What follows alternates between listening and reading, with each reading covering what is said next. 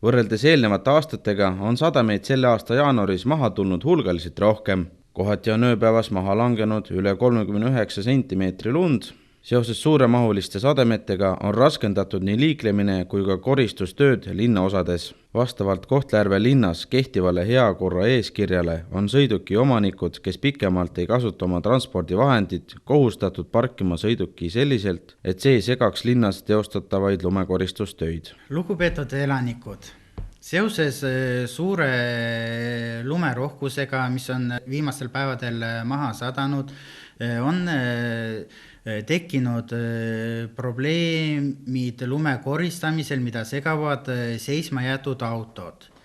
Autode pealt on näha, et seisavad juba pikemat aega, kuna nendel on tekkinud suured lumemütsid.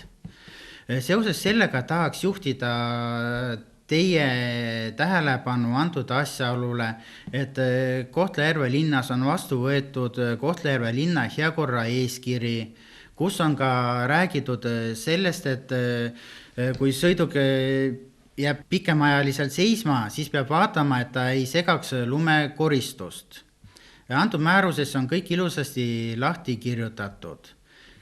Samas palume ka teie mõistvat suhtumist lumekoristusse, et võimaluse korral koristage auto ära, kui ühistu esimees seda teil palub, et saaks taastatud endine olukord ja saaks teed ilusasti puhtaks. Et liikumine linnas oleks turvaline ning mugav, palume suhtuda mõistlikult lumetõrjetöödesse ja jälgida, et teie transpordivahendid ei segaks tööde käiku.